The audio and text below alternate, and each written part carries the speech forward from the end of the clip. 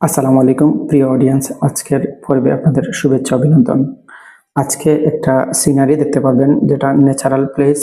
একটা উপজেলার এত সুন্দর প্রাকৃতিক লীলাভূমি সম্পর্কে জানতে পারবেন, পাশাপাশি ভিডিও এডিটিং সম্পর্কে জানতে পারবেন, ফটোশপ এবং অন্যান্য কিছু শিক্ষণীয় ভিডিওতে কিছু ইনফরমেশন জানতে পারবেন।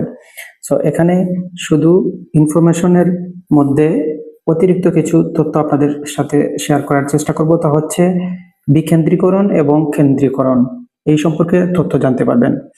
এখানে জানতে পারবেন ভিডিও রেকর্ড করার সময় ক্যামেরার ফোকাস কিভাবে দিতে হয়, কিরকম ভিডিও করলে ভালো হয়, এবং এডিটিং এর ক্ষেত্রে সকলের ভিডিও এডিটিং শেখার প্রয়োজনীয়তা সম্পর্কে জানতে পারবেন। এখানে ফটোশপের এডিটিং সম্পর্কে কিছু ইনফরমেশন দেওয়ার চেষ্টা করব। পাশাপাশি একটা উপজেলা কত সুন্দর হতে পারে এবং আরো সুন্দর করা যায়, কিভাবে সুপরিকল্পিত নগরায়ন করতে হয় এবং সুপরিকল্পিত নগরায়নের সুবিধা সম্পর্কে জানতে পারবেন এবং অসুবিধা সম্পর্কে জানতে পারবেন। চেষ্টা করব খুব দ্রুত এই বিষয়গুলো তুলে ধরার জন্য, পাশাপাশি অন্যান্য কিছু বিষয় শেয়ার করার চেষ্টা করব যদি হাতে কিছু সময় থাকে।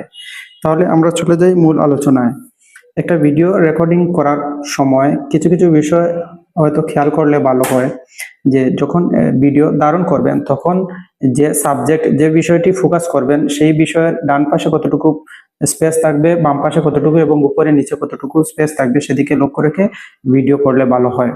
এগুলো শেয়ার করছি এই কারণে, আমাদের প্রায় 5টি ইউটিউব চ্যানেল রয়েছে।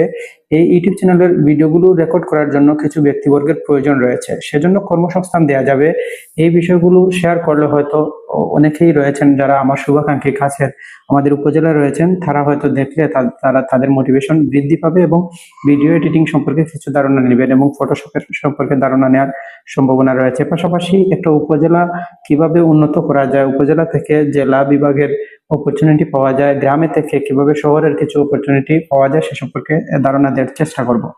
কারণ প্রায় 70% লোক গ্রামে বসবাস করেন, সেজন্য গ্রামের এনভায়রনমেন্ট যদি ডেভেলপ করা যায় তাহলে মানুষের জীবনযাত্রার মান বাড়বে। এখন চলে যাই আমাদের মূল আলোচনায়। এই ভিডিও রেকর্ড করার সময় ধীর গতিতে আস্তে আস্তে ভিডিও করতে হচ্ছে, যার কারণে হয়তো কিছুটা প্রফেশনাল না আসার কারণ রয়েছে। এখানে অনেক প্রোডাক্ট প্রয়োজন পড়ে, যেখানে যখন ভিডিও রেকর্ড করা হয় তাহলে গিম্বল যখন অ্যাড করে ভিডিও ধারণ করা হয়, তখন যে নড়াচড়া করে, সেই গিম্বলের কারণে নড়াচড়া করলেও ভিডিওতে দেখা যাবে রেকর্ড করার সময় নড়াচড়া উঠে নাই। এমন